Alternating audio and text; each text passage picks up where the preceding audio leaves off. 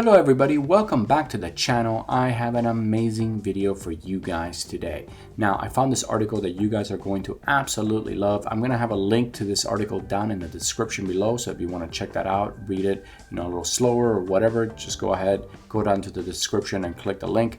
Now, check this out. It is from Desert News at desertet.com.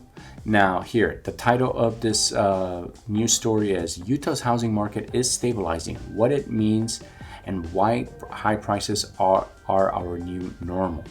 Sales are falling, inventories rising, and price jumps are slowing. So why are so many Utahns still priced out? So let's read a little bit.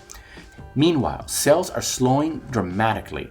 Wasatch Front dropped 10%. Here, Salt Lake County home sales fell 15%. So check this out. Let me keep reading. But don't get too excited or jumpy at any doomsday conclusion that Utah is about to see a housing bubble burst and prices are going to hit free fall. That's kind of interesting. I don't think they're gonna hit a free fall personally, but I think they are gonna come down.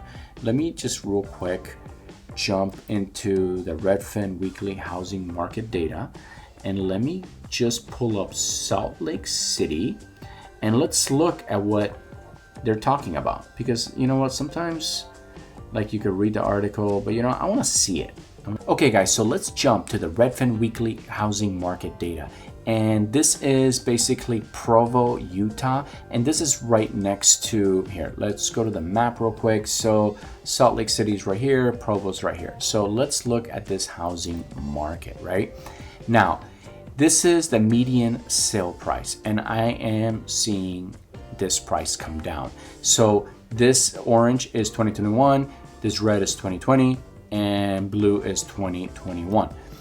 2019, sorry. So what are we looking at this, right? Now remember, Utah, you're not gonna tell me that this is stabilizing, okay? That we're not gonna go below 500,000. That is just crazy. Now I get it that it has gone down, not so drastically, but we are going to see this black line, in my opinion, definitely go, below or definitely closer to this 2019.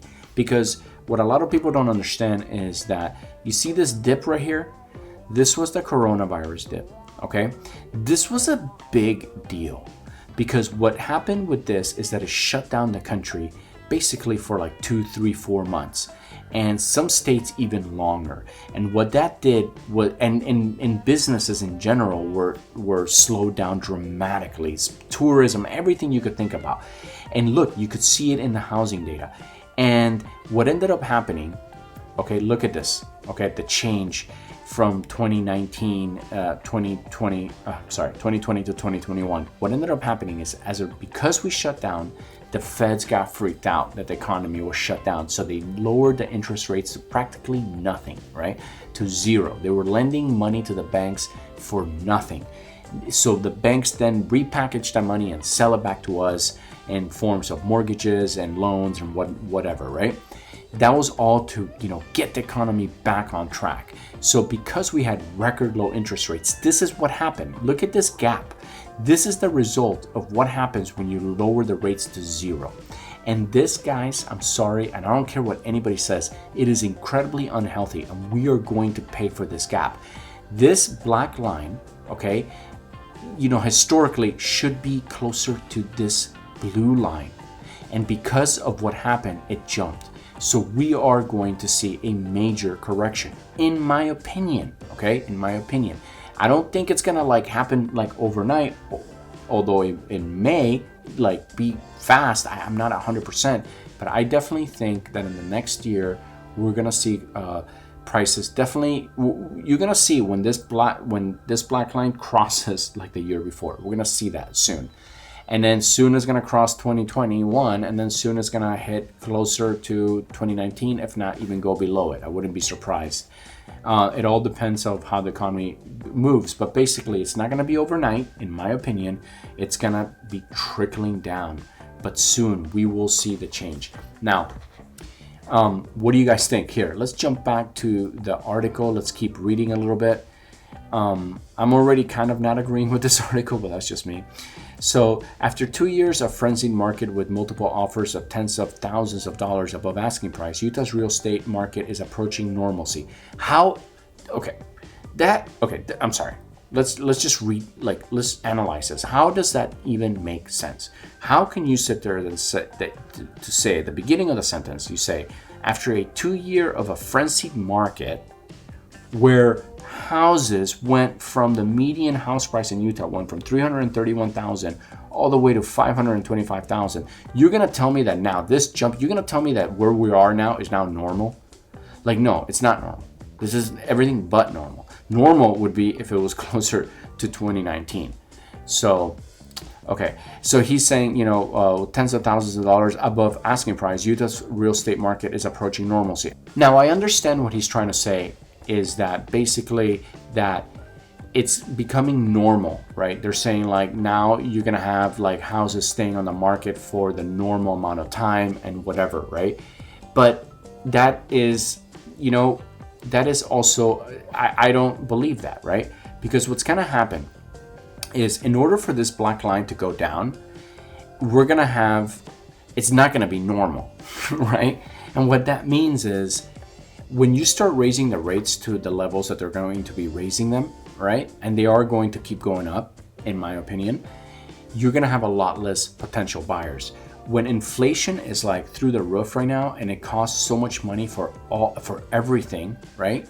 People are making less money, right? So instead of like them able to save up for a house, they're having to pay higher interest on their credit cards. They're paying higher food costs. They're paying higher energy costs. They're paying higher everything costs, which means they can't save for a house. And when you do save and you do have the money and the interest rates are, if they go up from where they are now, then you're gonna not even be able to afford it. And when the prices go up this much, okay, there has to be a correction. So this person is saying that, like, they're saying, hey, the market is approaching normalcy, but it's gonna cross that, level into, crazy falling market really quickly. It's gonna stay normal for like a week and then it's gonna go down. It's gonna be unnormal. Like there's gonna be like it's gonna be like a crash, basically. What's gonna eventually happen, in my opinion, is that as the rates keep going up, right, and people like the houses that are gonna be put on the market that are like not that nice in not such desirable neighborhoods, those are gonna sit longer on the market. And when there's a lot of those houses out there, that are sitting on the market for 4 months, that is what starts making the prices drop. Because then people are gonna say, like, if you have a house out there and these guys are trying to get, $500,000 for the house, say like the nice house in the neighborhood is $525, and you're like, hey, my house is like, not that nice and needs a bunch of upgrades, and I'm gonna put it on the market for, $515. It's like, hey, it's 10 less than like the average. Well, guess what? If it sits in the market for 4 months, you can sit here and be like, you know what? I'll offer you $450. And if you're a desperate seller, if you need the money, if for whatever reason you need it, and you need to get out of like debt or whatever, you just need to sell, you might take that offer at $450. Guess what that does to the whole neighborhood? It brings it way down, because then other people see that sale and they're like, hey, I'm not gonna pay more when this guy just got that last one for $450. I'm gonna price it out more around that level. So basically, the houses, in my opinion, that the houses that are really nice, obviously, it's harder to negotiate. When you got upgrades, you got good school district, you got all the bells and whistles. Yeah, it's a little bit harder to negotiate those prices.